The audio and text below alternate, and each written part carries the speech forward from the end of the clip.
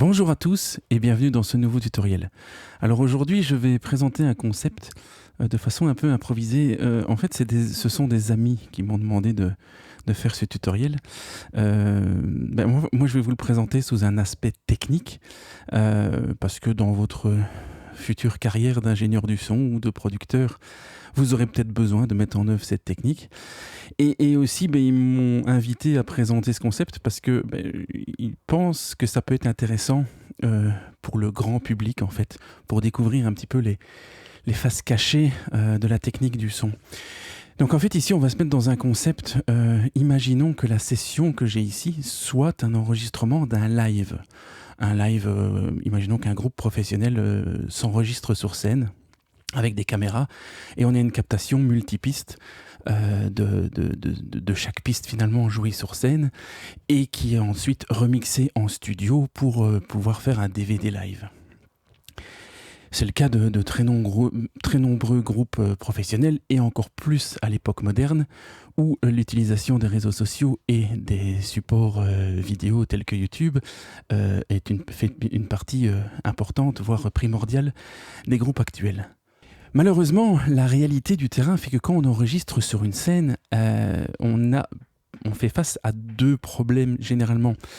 C'est que sur tout un concert, voire même parfois dans certains styles, sur une chanson, c'est difficile d'être parfait de A à Z et donc de ne pas faire la moindre erreur, particulièrement pour les chanteurs qui, lorsqu'ils sont en tournée ou même en live, doivent concentrer parfois mettre parfois leur concentration sur leur énergie, sur leur jeu de scène.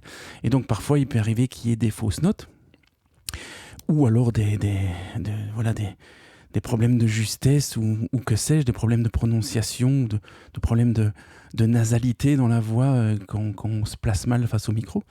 Et puis il y a le problème strictement technique du fait que sur une scène, pour ceux d'entre vous qui s'y sont déjà retrouvés, notamment dans des grosses scènes où il y a pas mal de public, avec une diffusion relativement fort amplifiée, des enceintes de monitoring tournées vers les musiciens pour qu'ils s'entendent eux-mêmes, plus tous les instruments qui sont sur scène, on a un gros problème de diaphonie, à savoir le micro du chanteur capte bien sûr la voix du chanteur, mais également tous les bruits environnants, la reprise de la batterie, la reprise des amplis guitares, le cri du public, les explosions des pyrotechniques, enfin tout ça fait que ça pollue pas mal la piste du chant et donc on a pas mal de mal parfois à la mixer.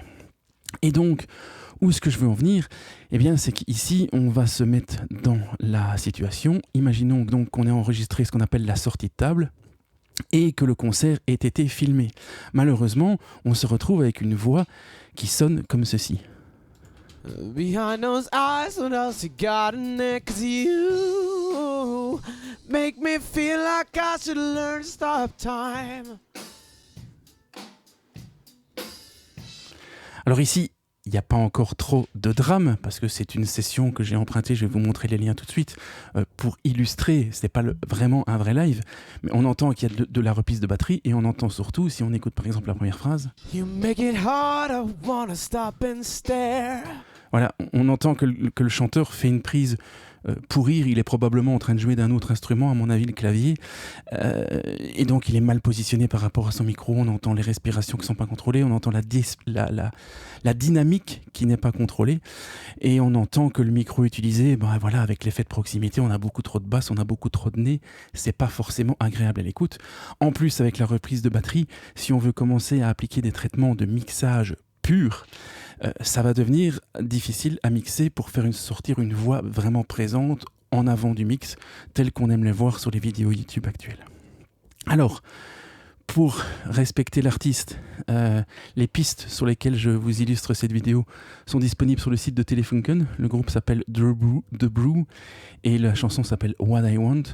Le but n'est pas ici de mettre en défaut l'artiste en question, c'est le cas sur énormément d'artistes, surtout qu'en plus ici je pense, vu l'intitulé de la piste, Vocal Live Scratch, donc c'est vraiment une piste qui a été faite uniquement dans un but de monitoring, donc ils savaient très bien qu'ils allaient réenregistrer par la suite, et donc le chanteur a juste chanté pour accompagner les musiciens, pour que tout le monde se repère là où on est dans la chanson. Donc s'il est faux, s'il chante pas bien dans son micro, ça n'a aucune importance.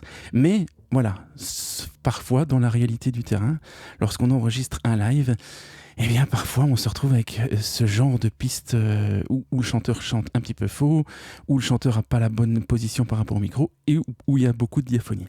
Et donc lorsqu'on veut publier un beau live DVD qui sonne d'enfer et qui veut paraître professionnel, eh bien on a d'autres choix malheureusement que parfois que de réenregistrer la voix. Alors ici j'ai ajouté une piste qui est cachée. Et donc ici, si on écoute, on entend que le chanteur... You make it hard, I wanna stop and stare behind those eyes, what else you got in there, 'cause you...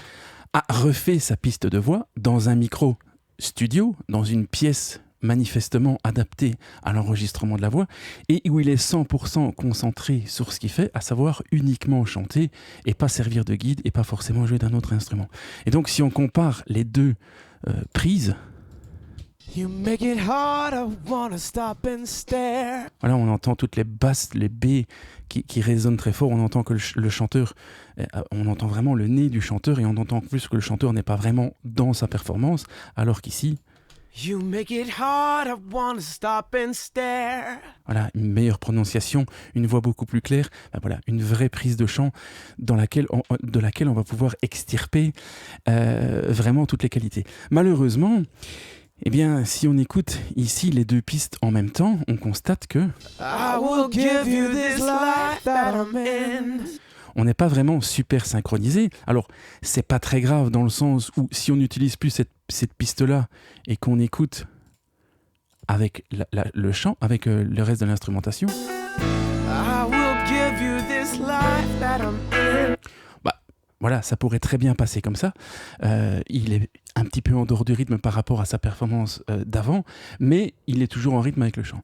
Par contre, si on avait filmé cette performance et que à ce moment-là de la vidéo, le monteur image décidait de faire un gros plan sur le chanteur et qu'on n'a plus la piste ici, celle-ci, qu'on n'a plus la piste enregistrée ou donc qui correspond à l'image avec les mouvements de lèvres qui correspondent à cette phrase et qu'on diffuse dans l'audio cette phrase ici, eh bien on va clairement voir à l'image que le lip sync, donc le playback, enfin le mouvement des lèvres ne correspond pas à la performance. Et donc pour ce faire, il va falloir synchroniser. Et comment est-ce qu'on peut faire ce genre de choses ? Eh bien c'est assez simple avec les outils de Reaper. Je vais utiliser ici un outil qui est l'outil Stretch Marker. Alors vous n'avez peut-être pas la même interface que moi, mais dans l'absolu, je me sers tout simplement de l'action qui va me permettre de placer un Stretch Marker à mon curseur, ou plutôt moi je l'utilise au curseur de souris. Voilà. Et donc je vais placer ici des stretch markers à chaque fin et début de mot, très rapidement.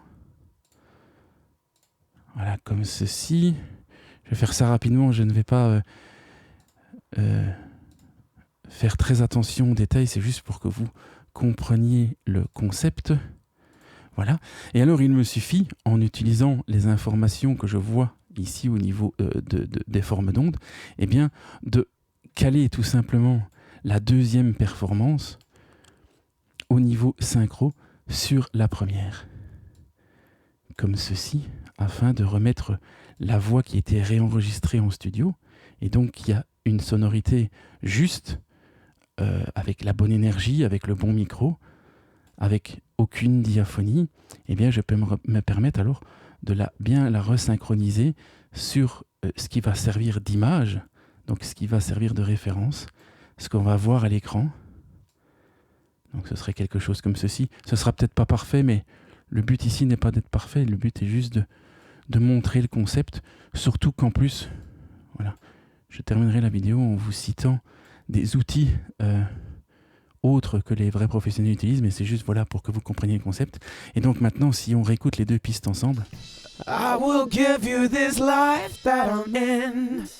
Voilà, on se rend compte que c'est parfaitement synchronisé. Et donc si on écoute ça en contexte avec la musique, donc on a d'abord la première prise. I will give you this life that I'm in. Voilà, avec le in qui est pas très juste, avec vraiment le micro qui est beaucoup trop présent dans les basses.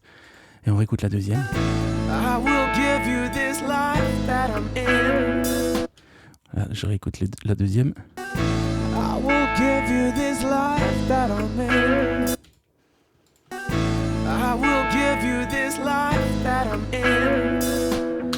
Il y a encore un petit problème ici qu'il faudrait retravailler, mais bon, voilà, le but n'est pas d'être parfait, c'était simplement pour illustrer. Et donc voilà, si maintenant je diffuserais cette image en relation, cette bande audio par contre recalée, et qu'on voyait l'image, eh bien les mouvements de lèvres du chanteur correspondraient parfaitement à la nouvelle prise. Et donc voilà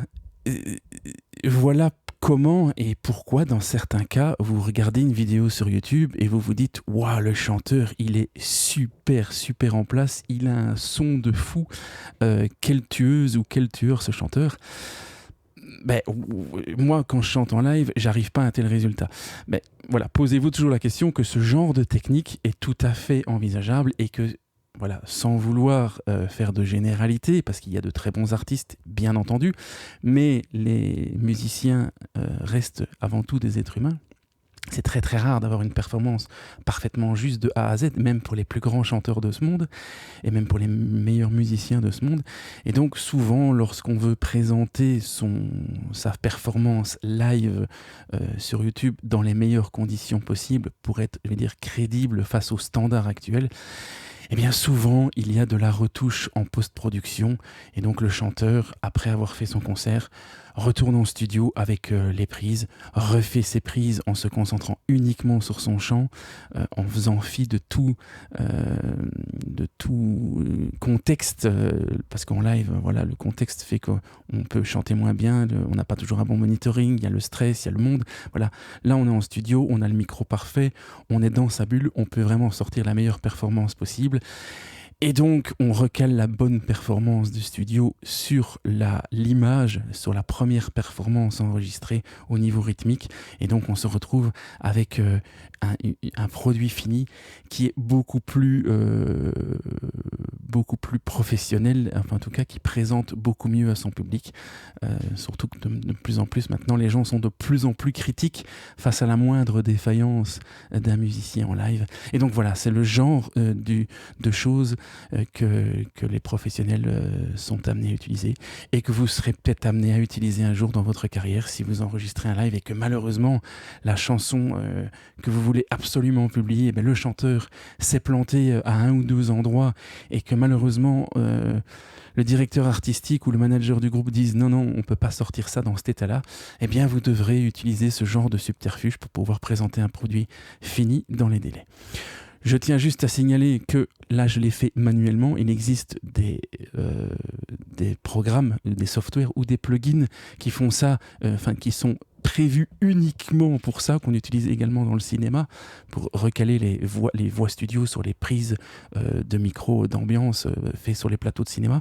Donc, il y a deux produits très très connus dans le secteur. Ça s'appelle Revoice Pro, qui fait un travail fantastique. Donc tout ce que j'ai fait là manuellement, finalement, le programme en fait une analyse et fait la synchronisation parfaite sans trop d'efforts. Et il y a également l'outil qui est un plugin qui s'insère dans les DAW qui s'appelle Vocaline et qui marche également très bien.